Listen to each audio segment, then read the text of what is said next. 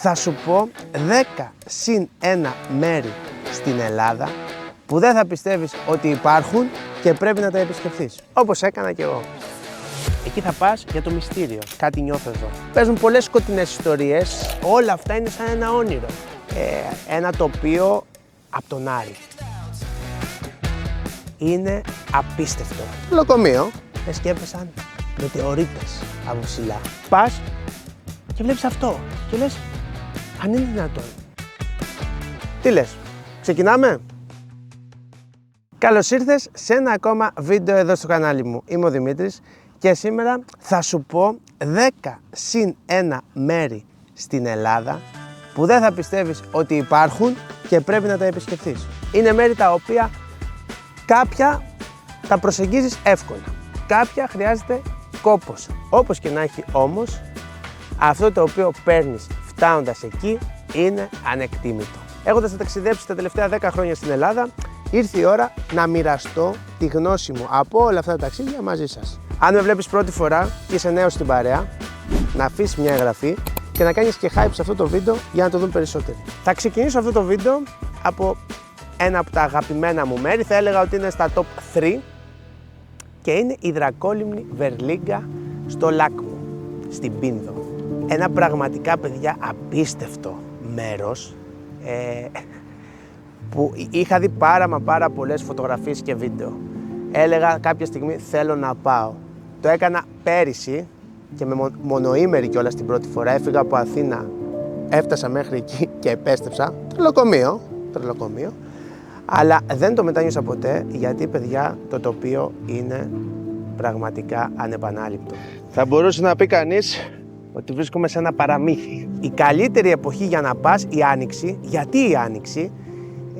Γιατί την Άνοιξη έχει όλους αυτούς τους κρόκους πάνω εκεί στο οροπέδιο. Είναι παντού, βλέπεις γύρω σου λουλούδια ανθισμένα, κίτρινα, πορτοκαλί, λευκά, μαζί με το πράσινο κάτω του χορταριού που μόλις έχει φύγει. Και ακόμα σημαντικό είναι ότι υπάρχει αυτό το zebra effect, δηλαδή στις βουνοκορφές τριγύρω υπάρχει ακόμα λιγοστό χιόνι που έχει μείνει, κάπου υπάρχει, κάπου δεν υπάρχει και όλο αυτό το τοπίο, παιδιά, πραγματικά είναι απίστευτο. Αξίζει να πας στην Άνοιξη γιατί έχουν λιώσει τα χιόνια και υπάρχει αρκετό νερό μέσα σε έναν μέανδρο που σχηματίζεται, που με βάση το θρύλο λέγεται ότι αυτός ο μέανδρος δημιουργήθηκε από το σύρσιμο του Δράκου, ο οποίος άφησε πίσω του αυτόν τον σχηματισμό, ο οποίος από ψηλά είναι όντως κάτι πραγματικά μοναδικό για την Ελλάδα. Έχω πάει στις άλλες Δρακόλιμνες, αλλά εκεί, παιδιά, η ενέργεια είναι πραγματικά μοναδική. Την Άνοιξη λοιπόν να φτάσεις εκεί, άντε και το καλοκαίρι, αρχές καλοκαιριού. Προορισμός σου το χωριό Χαλίκι, ένα από τα χωριά του Ασπροποτάμου, πάρα πολύ ωραία η διαδρομή. Για το Χαλίκι πώς πάω? Ανεβαίνεις από το Χαλίκι και παράλληλα έχεις το ποτάμι και πραγματικά το τοπίο είναι πανέμορφο, δηλαδή δεν θα βαρεθείς καθόλου. Είναι 4 ώρες η ανάβαση από το Χαλίκι για να φτάσεις πάνω. Περισσότερα όμως για όλη αυτή την περιπέτεια μπορείς να δεις στο βίντεο που έχω δημιουργήσει, που έχω αναλυτικά όλη τη διαδρομή που πήγα, που έμεινα πάνω, που φώναζα σαν τρελός, που ήρθα, τι έκανα, μετά που κατέβηκα στο Χαλίκι, έφαγα κτλ. Δεν θα πω περισσότερα. Δρακόλιμνη Βερλίγκα, βάλ' το ήδη στη λίστα σου. Δεύτερο μέρος, θα σε πάω στην Τίνο, στο πράσινο λατομείο.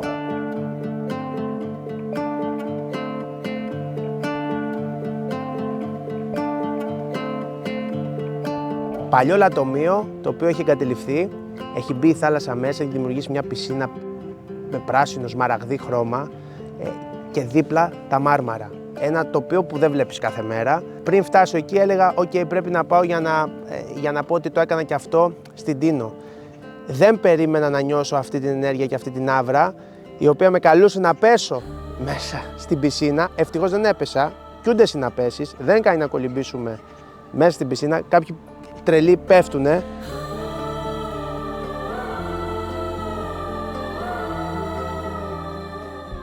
Για να φτάσεις στο πράσινο λατομείο στην Τίνο, βρίσκεται πάνω από τον πύργο. Θα πας στο χωριό Πύργο και θα βάλεις στο Google Maps το χωριό Κουμέλας χωριό. Τέλος πάντων, οικισμός εκεί στα Κατσάβραχα μέσα, βόρειο δυτικά είναι στο νησί, απέναντι είναι η Άνδρος δηλαδή. και σε κάποιο σημείο σταματάς. Έχει μια μπάρα κατεβασμένη εκεί, οι κτηνοτρόφοι της περιοχής έχουν μια μπάρα. Εκεί σταματάει το αυτοκίνητο και από την μπάρα είναι 13 λεπτά για να φτάσεις κάτω στο λατομείο. Προσοχή, δεν κολυμπάμε. Μην μπεις μέσα στην πισίνα και κολυμπήσεις. Πάμε εκεί για τις φωτογραφίες, να δούμε το μέρος κτλ. Γιατί υπάρχει ποσότητα αμίαντου που είναι τοξικό για τον άνθρωπο και δεν θα σου πρότεινα να κολυμπήσεις. Έχω δει κάποιους, αλλά εγώ δεν έπεσα. Όχι ότι το ήξερα, το έμαθα μετά. Μου το είπανε μετά στον πύργο πάνω, ότι καλά έκανα που δεν έπεσα. Αλλά αν πας, ναι, μην κολυμπήσεις. Δεν χρειάζεται. Σου συστήνω να πας είτε νωρίς το πρωί, γιατί θα είναι σκιερά, είτε, αφού μιλάμε ότι είναι βορειοδυτικά, προς το Σούρουπο. Πιστεύω στο ηλιοβασίλεμα θα δίνει πάρα πολύ ωραία χρώματα. Αν βρεθείς στην Τίνο, βάλ το στη λίστα σου για το φετινό καλοκαίρι, το Πάσχαν Πας, να το επισκεφτείς, να κάνεις την πεζοπορία σου και να δεις από κοντά αυτό το ιδιαίτερο και ξεχωριστό μέρος, το οποίο δημιουργός ξανά είναι η φύση, έτσι, ένα παλιό λατομείο, το οποίο μπήκε η θάλασσα μέσα και δημιούργησε αυτό το φαινόμενο. Νούμερο 2, πράσινο λατομείο Τίνου, συμπλήρωσέ το, να το επισκεφτείς την επόμενη φορά που θα πας στο νησί.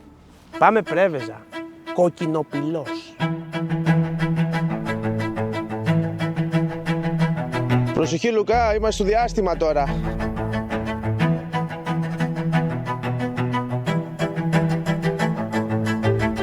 Κοντά στο χωριό του Αγίου Γεωργίου, ένα τοπίο από τον Άρη.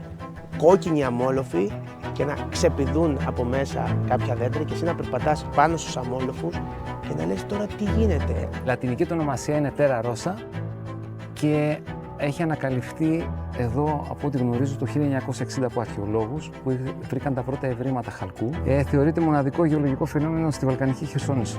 Δεν υπάρχει κάτι αντίστοιχο. Είναι σαν αραιανό τοπίο με δέντρα. Πας και βλέπεις αυτό και λες, αν είναι δυνατόν, πώς δημιουργήθηκε.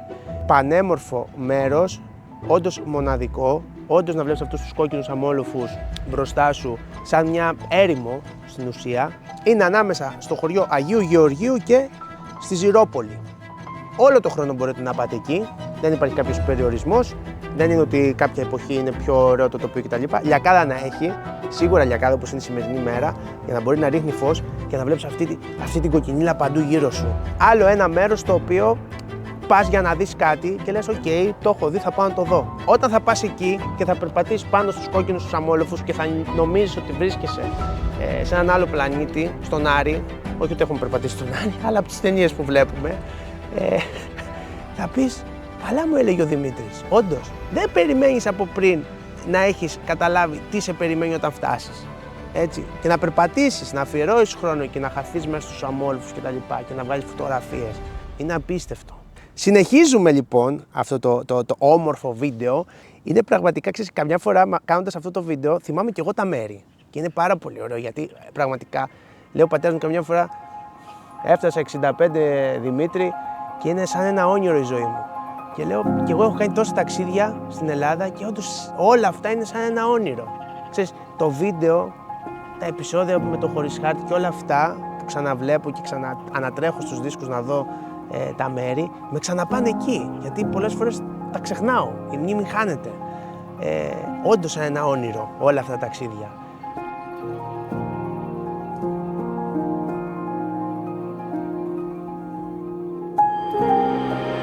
Τέταρτο μέρος, πήγα φέτος, είναι Καταράκτης, είναι στην Πελοπόννησο, πιο συγκεκριμένα στο νομό Ηλίας, ακόμα πιο συγκεκριμένα, όρια εκεί με Αρκαδία δηλαδή, στο χωριό Νεμούτα. Φεύγεις από την Νεμούτα λοιπόν το χωριό και κατεβαίνεις από κάτω, είναι ο ποταμός ο Ερήμανθος, κάπου εκεί αφήνεις το αυτοκίνητο ή τη μοτοσικλέτα σου, περπατάς περίπου 10 λεπτά, και για αυτή μου την περιπέτεια έχω βίντεο, μπορείς να το δεις αναλυτικά, και φτάνεις στον ομώνυμο καταράκτη της Νεμούτας.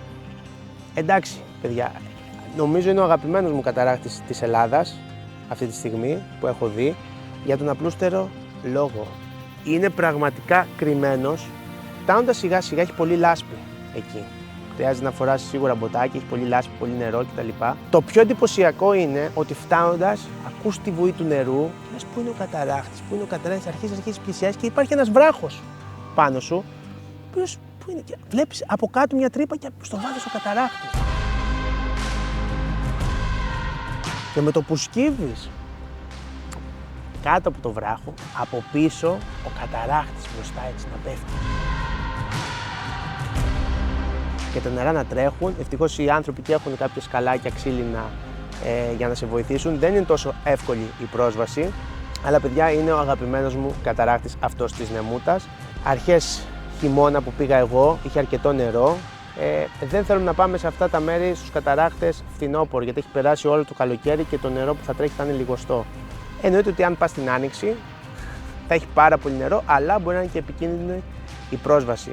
Οπότε εγώ σου προτείνω να πας αρχές καλοκαιριού, πολύ αρχές καλοκαιριού, δηλαδή Ιούνιο μήνα, Μάη-Ιούνιο, ή αλλιώς εκεί, Οκτώβρη, Νοέμβρη, να έχουν πέσει οι πρώτες βροχές του Οκτωβρίου και να πας το Νοέμβρη.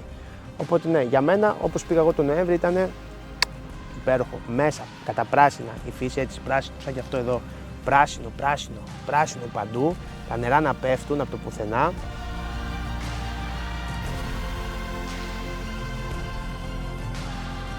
Βγάζεις σούπερ φωτογραφίες εκεί για social, στείνεσαι πάνω στο βράχο που είναι μπροστά από τον καταράχτη, βάζεις τον άλλον που είναι πίσω από το βράχο για να σε βγάλει, με το βράχο που κάνει την καμάρα, εσένα στην πέτρα πάνω και πίσω σου ο καταράχτης. Τρομερό σκηνικό, ο καταράκτης της Νεμούτας στην Ηλία, ο αγαπημένος μου καταράκτης στην Ελλάδα. Τέταρτο, καταράκτης Νεμούτα Πελοπόννησο. Πάμε στη Μάνη τώρα, λακωνική Μάνη, χωριό έρημος, όνομα και πράγμα, μόνο φραγκοσικές. Πρώτη φορά τρώω πέτρο φραγκόσικο. Ναι, αλήθεια σου λέω. Γλυκά είναι τελικά. Τίποτα άλλο, πέτρα, βράχος, φραγκόσικα, ήλιος, χωριό έρημος και εκεί ξεκινά ένα όμορφο μονοπάτι μέσα στα σκήνια, τα λέμε στο χωριό, στους θάμνους, δηλαδή χαμηλή βλάστηση, χωματόδρομος, για να φτάσεις σε έναν φυσικό κρατήρα, το Βαθύ Μουζί. Το μοναδικό σημείο σε όλη τη Μάνη που δεν το βλέπει το φως. Ένα σπηλαιοβάραθρο, στην ουσία δηλαδή τι ήταν εκεί, ήταν μια σπηλιά η οποία κατέρευσε η οροφή και φαίνεται από ψηλά σαν ένας κρατήρας, λες και έπεσαν μετεωρίτες από ψηλά. Πανέμορφο μέρος για πολλούς λόγους. Αν λες από πριν θα πάω, εντάξει, δεν λες ας πάω να το δω γιατί είναι φανταστικό. Όταν φτάνεις εκεί, πρώτο φωνάζεις μέσα ναι, ναι, και καταλαβαίνεις το βάθος. Όταν θα καθίσεις από πάνω, ειδικά το καλοκαίρι, είναι σαν ένα ψυγείο, σου βγάζει δροσιά από μέσα. Γιατί κάτω έχει υγρασία, βλάστηση. Σε κάποια σημεία δεν φτάνει ποτέ ο ήλιος. Και γι' αυτό το λόγο κιόλας έχουν δημιουργηθεί κάποια είδη δέντρων και φυτών που δεν τα βρίσκεις πουθενά αλλού στη Μάνη και τα βρίσκεις μόνο εκεί. Γιατί έχει δημιουργηθεί ένα μικροκλίμα μέσα στον κρατήρα. Οπότε το καλοκαίρι, αν καθίσεις από πάνω, παίξει λίγο με τη φωνή σου, να ακούσεις τον αντίλαλο κτλ. Νιώθεις ταυτόχρονα όμως και όλη αυτή τη δροσιά να έρχεται από κάτω προς τα πάνω. Πρόσεχε, έτσι μην σπρώξεις κανένας και πέσεις μέσα. Δεν θα ξαναβγείς από εκεί κάτω. Μετά θες τη βοήθεια αναρρεχητών, να κατέβεις με σκοινιά, με ραπέλ. Κι αν γίνεται, δεν ξέρω.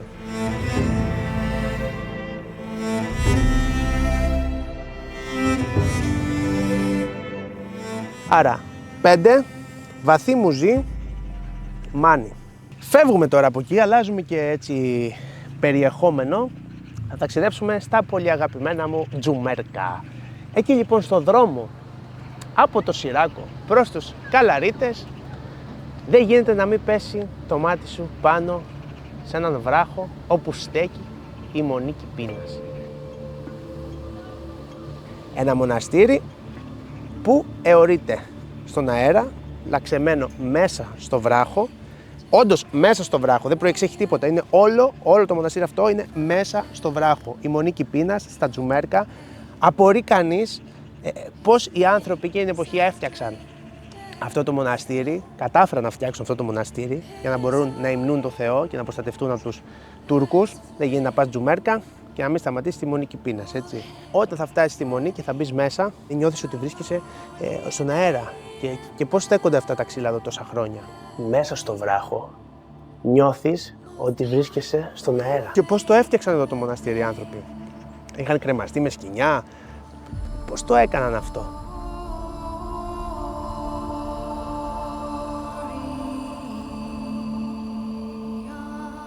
Ένα όντως τρομερό μέρος που αξίζει να επισκεφτείς. 6. Μονίκη Πίνας στα Τζουμέρκα. Την επόμενη φορά που θα βρεθείς στην ευρύτερη περιοχή, να πας, αν δεν έχεις πάει ήδη. 7 λοιπόν είναι πολύ σημαντικό για μένα. Είναι ένα πραγματικά ακόμα μυστήριο, γιατί δεν γνωρίζουμε επίσημα τι συμβαίνει με αυτό το κτίριο, τι είδος κτηρίου είναι και τι σκοπό είχε. Αναφέρομαι στο δρακόσπιτο της Όχης, στη Νότια Εύβοια, κοντά στην Κάριστο, στο όρος Όχη. Ήταν το πρώτο βουνό που ανέβηκα, ήταν το πρώτο βουνό που έκανα πεζοπορία μέχρι την κορυφή, φοιτητής, με τον φίλο μου τον Κώστα.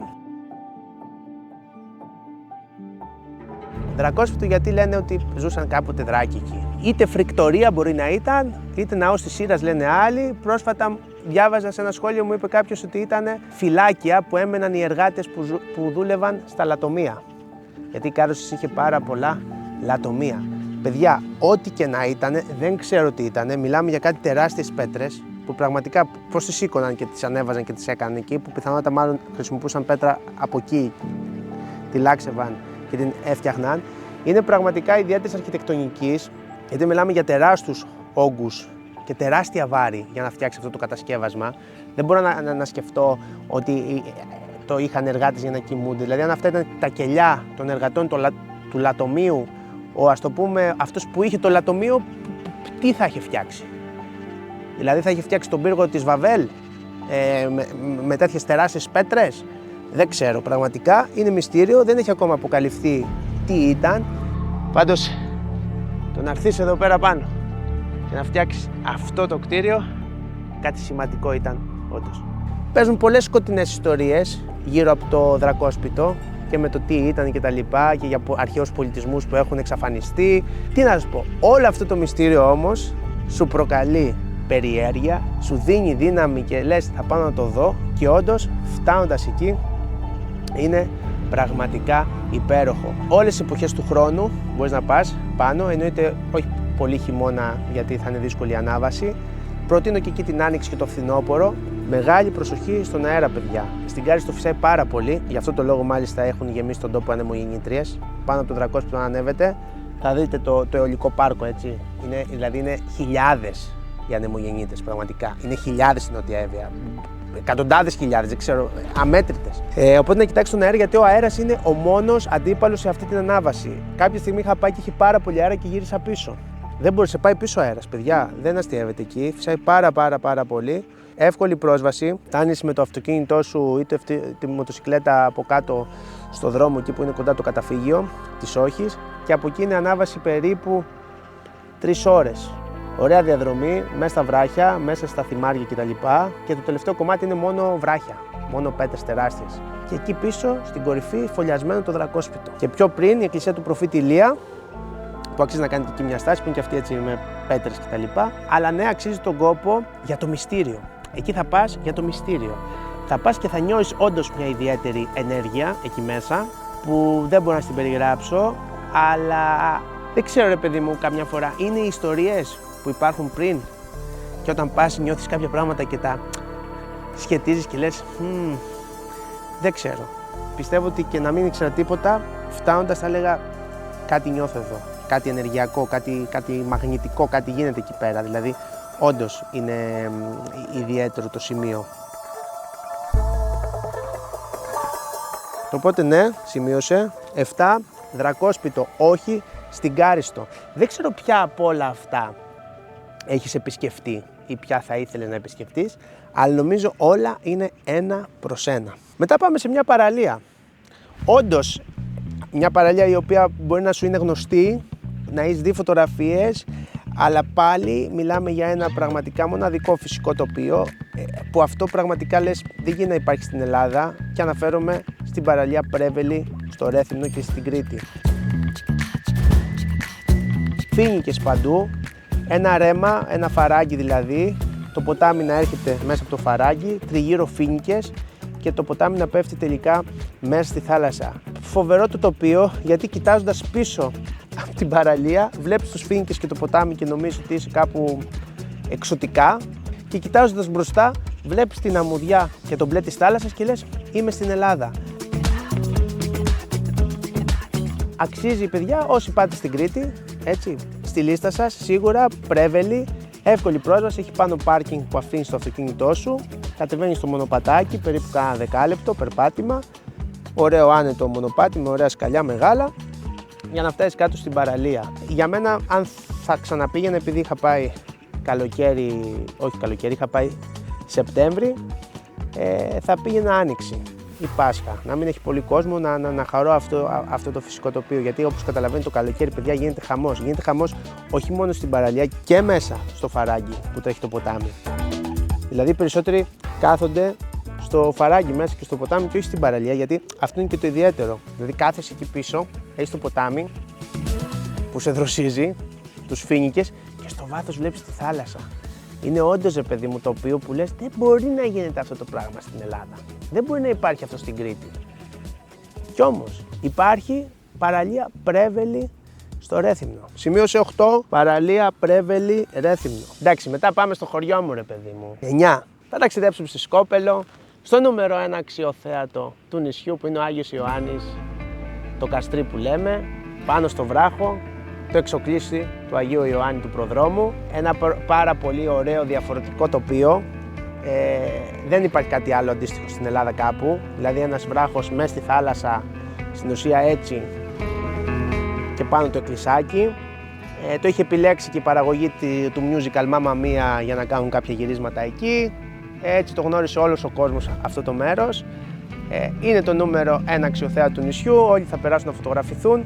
Πάρα πολύ ξεχωριστό και πρέπει να πρωτοπώ εγώ και να μοιραστώ μαζί σου από το πανηγύρι που μαζευόμασταν το βράδυ εκεί πέρα και πίναμε, γινόταν η αγρυπνία και ξημερώναμε και βλέπαμε τον ήλιο να βγαίνει από τη θάλασσα.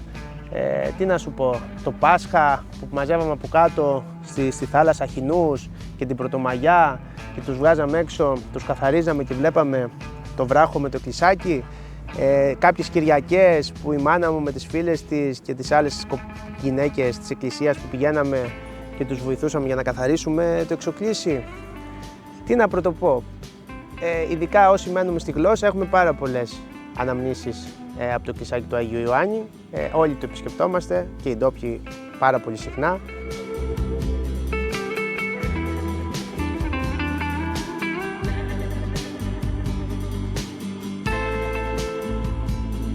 Πέρα από το γνωστό να πας κάποια στιγμή μέσα στη μέρα, να μην πας απόγευμα, γιατί ο ήλιος έχει πέσει και δεν θα σου δημιουργεί αυτά τα ωραία νερά κάτω για να βγάλεις τις ωραίες φωτογραφίες που θες να μοιραστείς στα μέσα κοινωνικής δικτύωσης. Το καλό εκεί είναι να πας νωρίς το πρωί, 10-11, που έχει το ήλιος, λούζει τα τυρκουάζ νερά του όμορφου νησιού μου και ταυτόχρονα φωτίζει και το βράχο και το εκκλησάκι, είναι έτσι πάρα πολύ ωραίο. Ωστόσο, αν θες να ζήσεις κάτι μοναδικό, σου προτείνω να πας να μείνεις το βράδυ πάνω ή τέλος πάντων να πλησιάσεις νωρίς το πρωί αν είσαι φυσιολάτρης και να δεις την Ανατολή πάνω από τον βράχο. Να ανέβεις πάνω στο εκκλησάκι και να περιμένεις να δεις τον ήλιο να βγαίνει μέσα από τη θάλασσα. Είναι πραγματικά από τις top εμπειρίες που μπορεί να ζήσει κάποιος στη Σκόπελο. Δεν είναι τουριστική εμπειρία, είναι για σένα το φυσιολάτρη που θες κάτι διαφορετικό, κάτι μοναδικό. Σκέψου τιμής, πολλές φορές μετά από βραδιές με ποτά και τα λοιπά, φεύγαμε παρέα όλοι και πηγαίναμε το βράδυ, πέφταμε στη θάλασσα κάτω στην Αϊγιάννη, κολυμπούσαμε, γελάγαμε, κάναμε και έβγαινε ο ήλιος μέσα από τη θάλασσα και ξεκινούσε να φωτίζει το βράχο και το ξυλισάκι. Τι ωραία πράγματα, τι ωραίες αναμνήσεις. Εύχομαι κάποια στιγμή να το κάνεις και να... Θα με θυμηθείς, πιστεύω, θα με θυμηθείς. 9. Άγραφα. Το γεφύρι του Μανώλη. Στην Βρυτανία. Πανέμορφο μέρος, πανέμορφο τοπίο, γιατί είναι το μοναδικό γεφύρι που έχω δει στη χώρα μας βυθισμένο. Γιατί βυθισμένο? Γιατί με την δημιουργία της λίμνης των κρεμαστών ήρθε το νερό, μπήκε παντού, οπότε αυτό όταν υποχωρούν τα νερά της λίμνης παπ, εμφανίζεται το γεφύρι. Οπότε αξίζει να πας εκεί το καλοκαίρι, που τα νερά πέφτουν από τη λίμνη Κρεμαστών, για να φανερωθεί μπροστά σου το γεφύρι. Γιατί αν πας το χειμώνα δεν θα το βρεις. Θα πεις, Δημήτρη, εγώ πήγα το χειμώνα, δεν το βρήκα το γεφύρι του Μανώλη. Θα σου πω, ρε φίλε, το γεφύρι του Μανώλη είναι μέσα. Κάνε μια βουτιά να το βρεις. Για 300 χρόνια ήταν το μοναδικό πέρασμα από τη μία πλευρά στην άλλη. Γίνονται και κάποιες εκδρομές που σε πάνε με σκάφος εκεί και περνάς και όλες κάτω από το γεφύρι κτλ. Και όντως είναι συγκλονιστικό το να σκεφτεί κανείς ότι ένα γεφύρι το οποίο το έφτιαξαν οι άνθρωποι πόσα χρόνια πριν, στέκει εκεί παρά την υγρασία, παρά το νερό, χειμώνα καλοκαίρι, εκεί στέκει, δεν έχει γκρεμιστεί.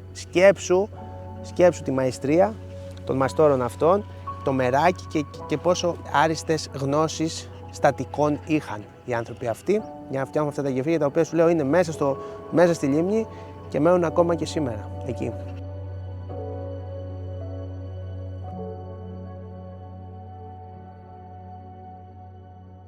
Και θα κλείσουμε αυτή τη σειρά, αυτά τα 10 συν 1, το συν 1 είναι η χαράδρα του Χάρου.